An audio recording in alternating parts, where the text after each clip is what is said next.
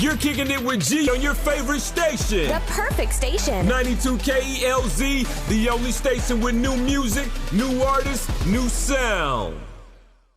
And we are back. You are still kicking it with G on 92 KELZ. Right now, we have Rick and Janice Rogers in the building of Ray J's Feel Good Food. How y'all doing today? Doing great. How you doing? Doing great. Pretty Most good. definitely. So, talk to me about this vegan restaurant. All right, my name is Rick, and I go by Ray in the business for Ray J's. First of all, you can find us on Instagram and Facebook at Ray J's Feel Good Food, or you can go to our website at www.rayjsfgf.com. Find a lot of information about where we're going to be, pop-up events, etc.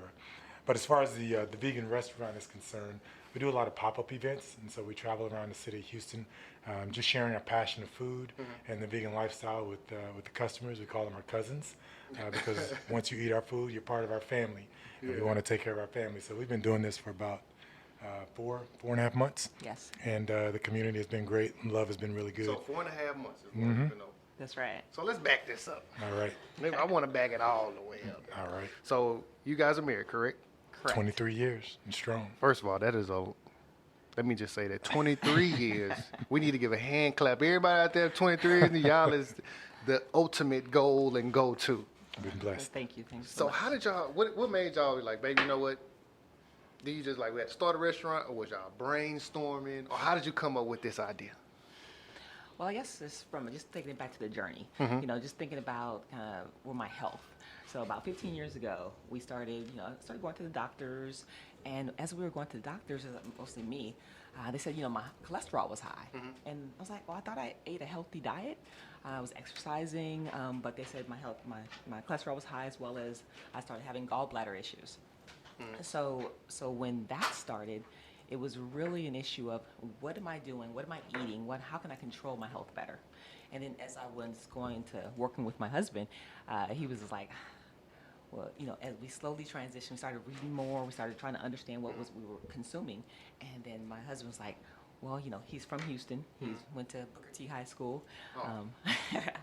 I'm from California, so I come with a little bit of different perspective. And we just started looking more and just reading and researching, and then just really falling in love with the vegan lifestyle.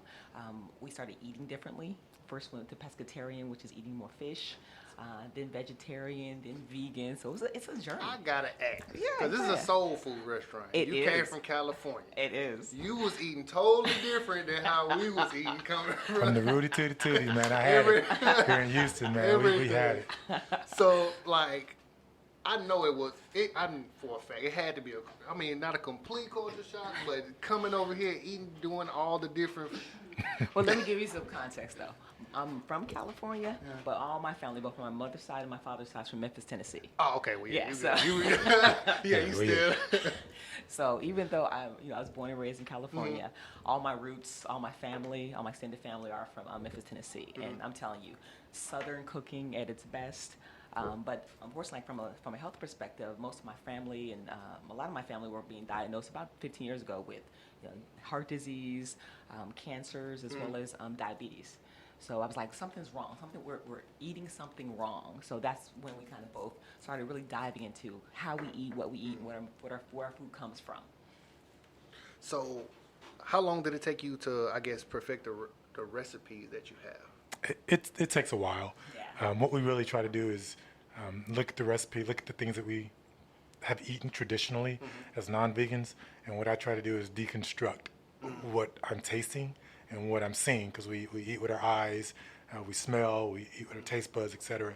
So I try to deconstruct a lot of the foods, and you have to get into the ingredients. And once you take out the milk and the dairy portion of it, then you have to figure out how to recreate that, how to go to alternatives to get you the same feel, That was look, going to taste, be and my texture. next question. Yes, Like, how most do you definitely. find the alternatives to make the certain recipe? Because you have to make it taste the same. Yes. I mean, you don't have to make it taste the same, Yeah. but you would prefer it to taste the same. Yeah. So, like, was it like a lot of, I guess, trial and error going through, just like, this ain't right, and so you got to switch it up? A lot of reading.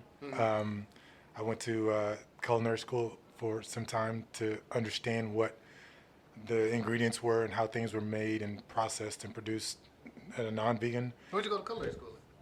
Art Institute of Houston. I'll graduate from Art Institute. Hey, That's congratulations, man. Very awesome. Yeah. So I went there just to understand what goes into the product that we eat in the restaurants and how we prepare it, etc. And then basically I took those ingredients, for like a bechamel sauce, for example, I understood what went into it.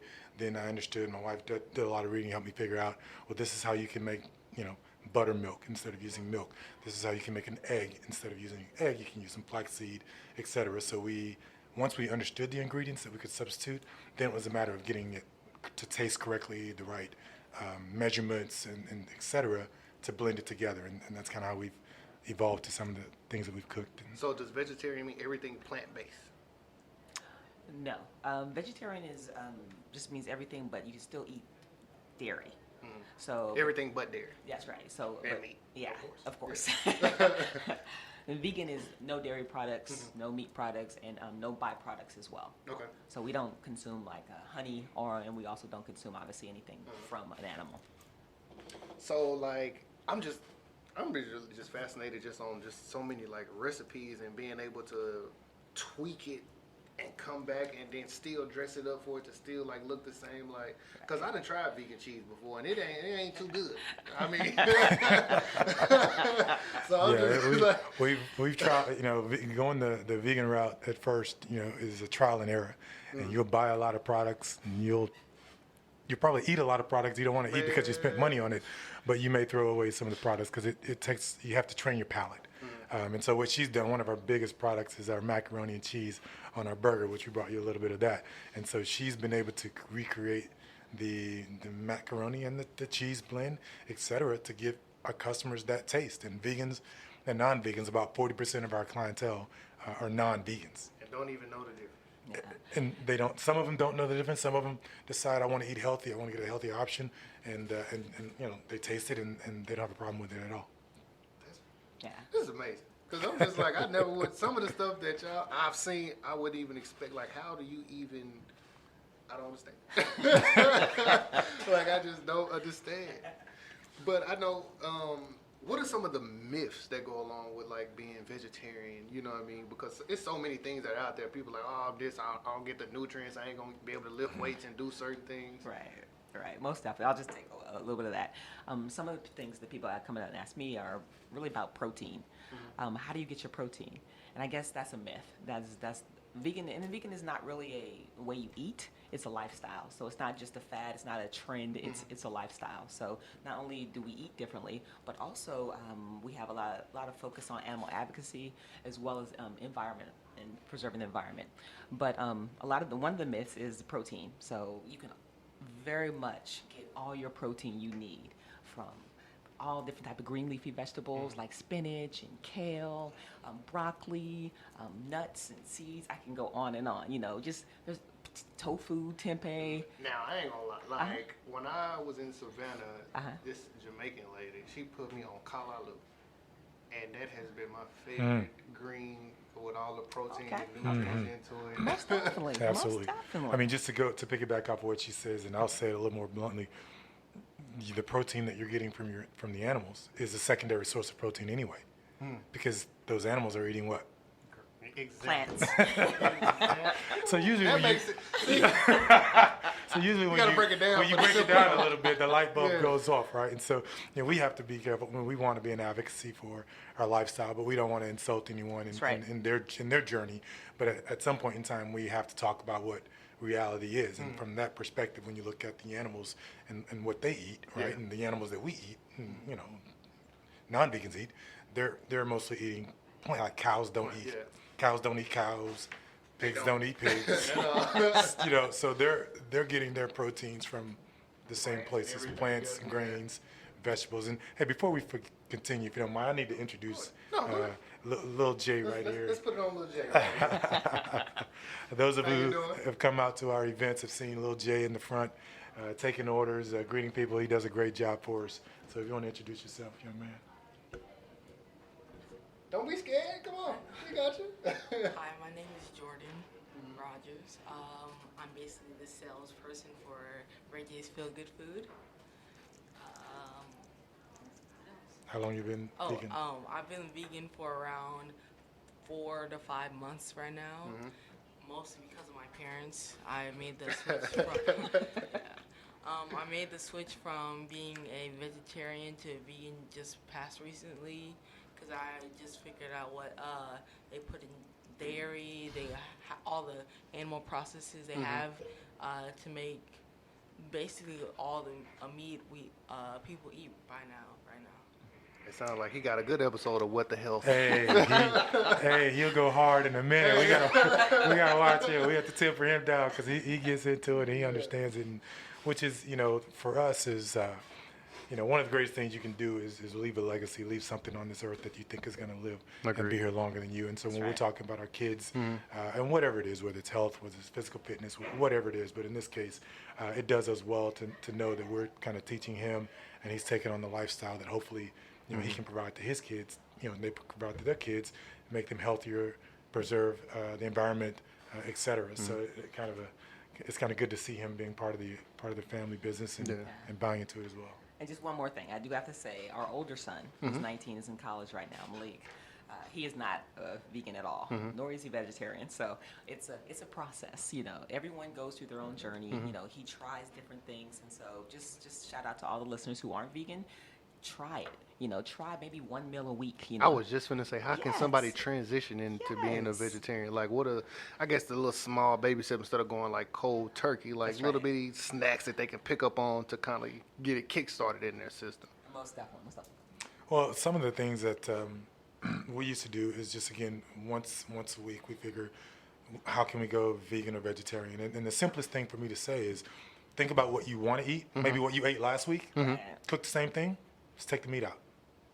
So if last week you had potatoes and cabbage and chicken, just take the chicken out and substitute the cabbage to something else. And now you got potato. The one thing, this is when I really realized that going vegan and vegetarian isn't that hard. It's just a choice. A couple of years ago, we did it for Thanksgiving.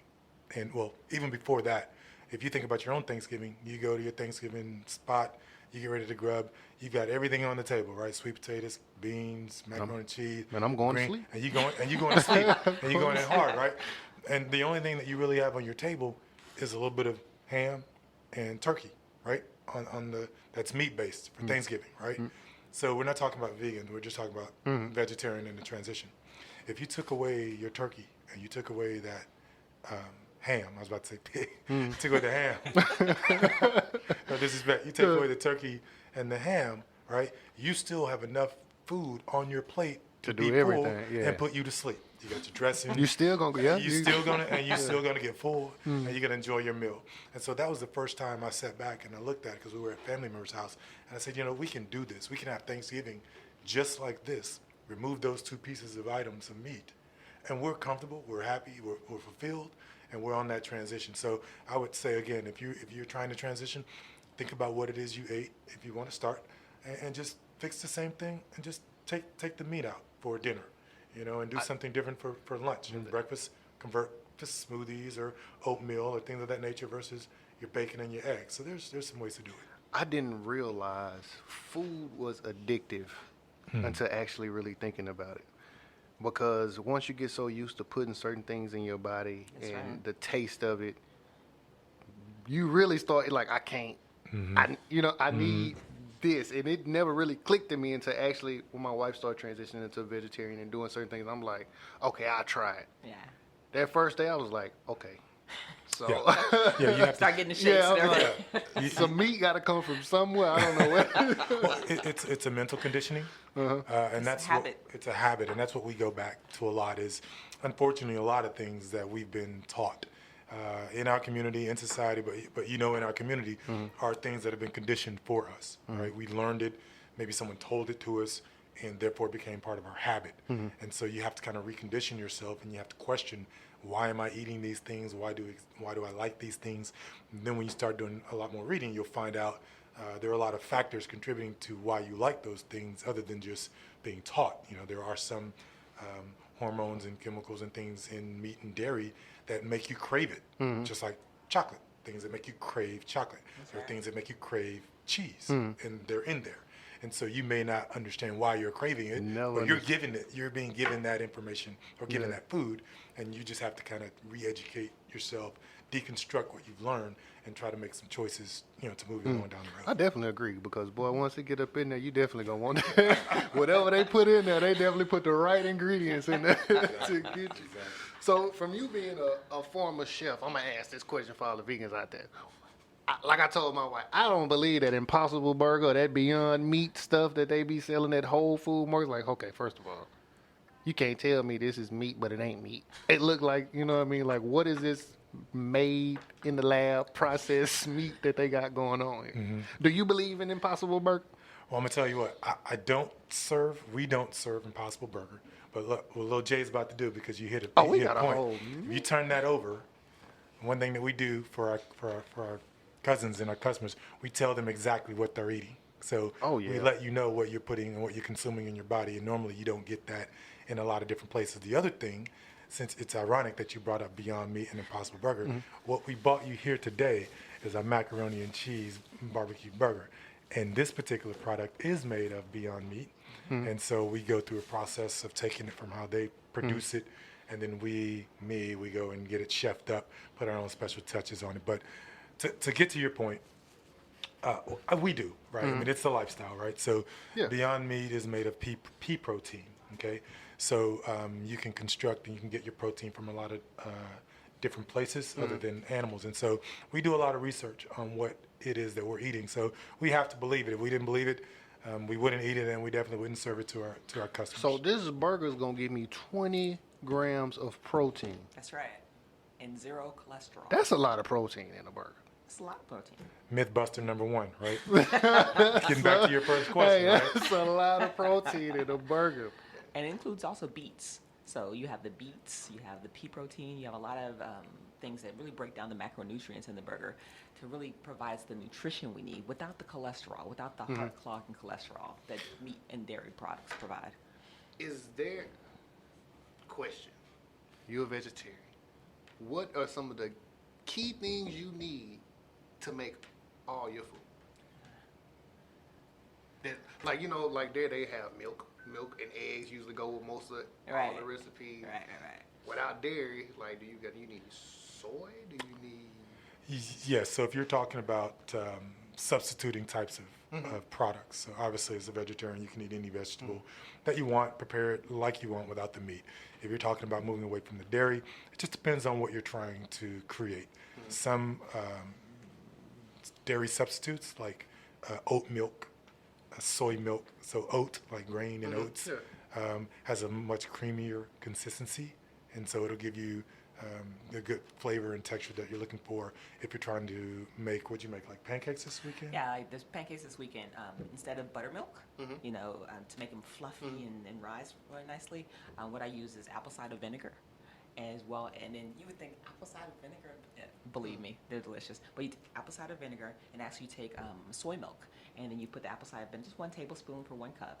And then when, I'm telling you, give it 5 minutes, and you are ready. You have a full thing of You would butter never milk. think that vinegar would be a good cut. You for would something. never think, and you can't taste it, and it is nutritious and good for you, right?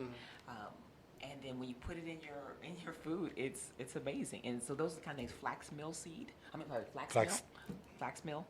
That's a really good one as well. That is actually what you referred to earlier, the egg, the flax egg. So instead of using an egg, if you will, you use I think a couple tablespoons of flax meal, and then you add water, and then give that 5 minutes, and then it has a consistency, it's like almost like an egg consistency. And then you add that to your baking as well as any type of your That's food. what we use to do our frying. Like I make fried mushroom, the batter. So instead of flour, milk, egg, Because I was dredge. just going to say, because flour is not, you have to substitute flour as well, correct? No, flour's wheat. Oh, Flour's fine? wheat. Okay. Yeah, flour's fine. So like you do you're frying some fish or something, right? Can't say the word. You usually use egg, flour and a milk, and you do a dredge, whatever. So for me, when I fry my mushrooms, I'll use flaxseed and water and create that binding, just like an egg, and then I use that as a dredge along with the flour. So you kind of, that's getting a little bit more complex if you're really into learning how to substitute items. So back to your question, as a vegetarian, what do you need your staples of? It just depends on what you are trying to do. Cheeses are going to be pretty difficult because different cheeses on the market, they have different consistencies. Some melt better than others. Some don't melt at all. Yeah. Some's good on cold cuts, you know, for sandwiches or whatever, or you know, whatever, and some don't. So you really have to, you know, I see people in the grocery store all the time in the vegetarian aisle when they start to go vegetarian, and they've just got a bunch of stuff in the cart. They really don't know where to go, right? I meet a lot of people. I clearly don't know where to go because, man, it's so much. It's like it's a whole nother world as far as vegetables. Like, you really have to know what you're looking for if you want certain results and certain things. Like, I didn't know mushrooms could taste like baby back ribs until my, you know, until I was like, yo, these are mushrooms, and I hate mushrooms. Oh yeah, oh yeah. But to make them taste like barbecue, It's good stuff. man, I just don't understand. Like, I be so just blown away by how they be just transitioning things and making things taste and go towards certain ways. And that's what I would getting back to the vegetarians and what my wife said. Just try it. Like, open your mind and open your palate. One of the biggest barriers to making a transition is the acceptance that there could be something new that's out there that tastes different than you normally taste, but is equally as good. And when I say equally as good, that's shortchanging it, because I think it's equally as good from a taste perspective, but from a health perspective, it's way off the scale, right? We can't even compare the health benefits of eating vegetables versus meat. But I would say for the vegetarians thinking about transitioning, just go to some place, try it, like you said, open your mind, and continue to do that. And sooner or later, you kind of think, well, you know what? Maybe I don't need this, or maybe I know I can substitute a rib sandwich with a mushroom sandwich some kind of way, because Joe down the street does it well. Well, let me go to Joe's business and get that, and then learn how to do it yourself, and then bring it into your house and make all the mistakes you want. You're gonna eat it And then anyway, go from there. and go from there. Hey, that's a win. Sound like a win to me. Go from there. So let's, besides vegetarian, let's talk back about Ray J's, just the business in general. So before Ray J's, what were you guys doing? Well, I'm in corporate America right now. I've been on the corporate side for 15 years. So you still do corporate and this on the side? Yes, for a short period of time. That's even more difficult. Yes, this is a labor of passion, you know. And so for sure, we were in the Air Force prior to doing either of our corporate jobs. Oh, well, y'all good then, because y'all done had that military training, because I'm a veteran as well. Hey, well, going hey. through that, it's, Thank you for your service. Thank you for your service, the man. world definitely feel a lot easier to deal with when you definitely on the civilian side where you can do what you want to do. Yeah, So- exactly. And when you have the mindset that we have come from, it makes a decision or a choice to do something a little bit easier, because it's yours and you're out there doing it yourself. And so I was in, or still am, in corporate America right now. I think that's going to be a short-lived activity for us, because we're passionate about this, and we can't dedicate as much time as we want to doing this when we're both occupied with other things. So. Yeah, from my perspective, I was in corporate world for 20 years. I just actually recently, last year, took off a year to homeschool my son here. He's sitting right next to us. So I wanted so I'm actually homeschooling this year, and he's going back to school, back to public school next year. But then we're just gonna focus back on Ray J's, just really make sure we all jump in together on it. And what side of town are you guys located? We're in Pearland. We live in Pearland, Pearland, but we do our pop-up events a number of places. So normally we're in Midtown, in Baldwin Park at Midtown on Saturdays, but we do different festivals every weekend or every other weekend. A couple weekends we got Father's Day Festival coming up, Juneteenth coming up. We're participating in. And what made you get into culinary? You yourself. Love to cook. So, I think the creativity of doing that is something that has always inspired me. I grew up poor, right? I grew up here in Houston, and when you're poor, single family, single mom, whatever, you don't have a lot of food around the house, and so you just kind of make up. You're gonna make up whatever. You're gonna make up whatever you make. So I've been a chef a long time. I've been in bologna and pizza and all that. Everything you make it up, and so I think over the years I've always loved to do that. When we both had meat in our diet, I used to make elaborate meals, and I love the creativity and the texture and the taste. I just like to see people enjoy the food, and that's kind of how I got into wanting to go to culinary school and proceed with some technical legitimate training, and now it's kind of paid off in this aspect.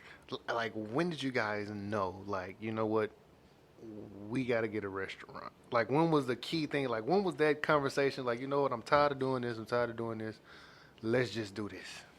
Let's take this right and see what's going down the street. I'll jump in there. We got there at different points, man. You jumping in, we got there at different points. I think I really wanted to challenge my husband. You know, he has had a lot of dreams and passions for a long time. But being in corporate world, you kind of get comfortable. And I wanted to see something that when he starts doing it, his eyes brighten, his heart's in it, his passion's in it. And so that's something that I wanted to challenge him with. And I'm always his sous chef, you know. I'm not the chef, not even going to pretend like I am. But what I can do for him is kind of help make sure he understands the ingredients and make sure he understands how to use them in terms of his cooking. So I kept on challenging him and saying, you know, what are you waiting for? Because that first of all, that's just a blessing in disguise in itself, to have somebody that's telling you, what are you waiting for? You need to do something. Because we all know, like, it's hard right now. So for you to pull yourself, I mean, you ain't clearly pulled yourself away yet. Hey, if it was, saying, you're right. You're right. right. For you to pull yourself away from that guaranteed income every month to That's go off right. on a hope and dream, like, that's a big thing. That's right. No, it is. she's done a great job at. As a matter of fact, if it were up to her, I probably would have left years ago. You know, because I've always had an entrepreneurial spirit, always done things in the community. I always had things that, like she said, you know, brighten me up a lot more than just my job, which is cool, right? It's a deal, right? But you get comfortable and you want to make sure your family's squared away. And for me, I think, along with the entrepreneurial aspect of it, the fact that we both found a venture that we can both be a part of, because we've had opportunities before individually, and we did some of those a little bit. But the fact that we both can share in this venture, you know, and she can cook. She made a dish yesterday that's on fire. So she brings some recipes to the table as well.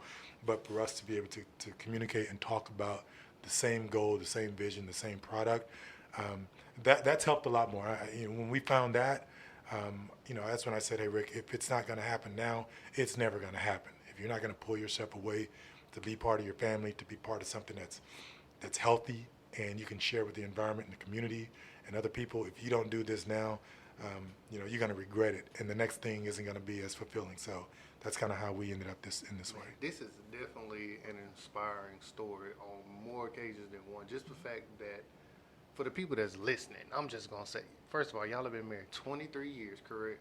Correct. Y'all are young. Both of y'all still look good. Thank you And so to be much. able to make it through all the trials and tribulations at your younger age to this point now, still to be going, like, it's what, 2% of the world that's still doing it? Yeah. I know, I Yeah. appreciate Like, that. Thank you.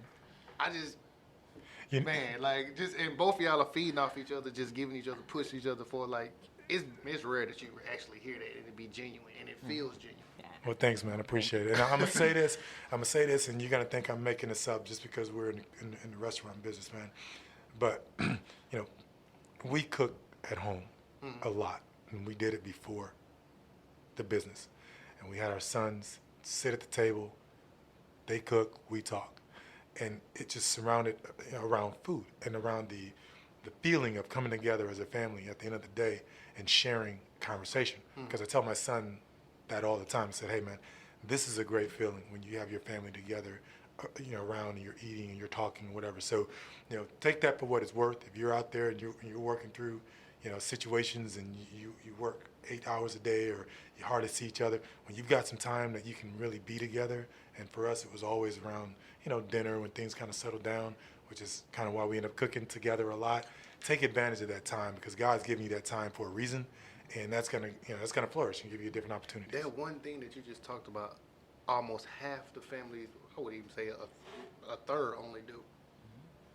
Like me growing up, I never had family dinners. Everybody sitting at the table. Yeah. I wouldn't know how that go. Yeah. You know what I mean? That Yeah. still to this day, I still struggle with it. Yeah. You know what I mean? Just to try to get into that group, because I was never shown it, never taught that. I don't know. Hey, it's time to eat. Let's come sit. Everybody sit at the table. It was always, I'm finna grab my plate and go. You know what I mean? Go Yeah, where I'm right. at. Yeah, it's not easy. It's not easy, not- but it's a choice, right? Yeah. Everybody's got sports and school and work and travel.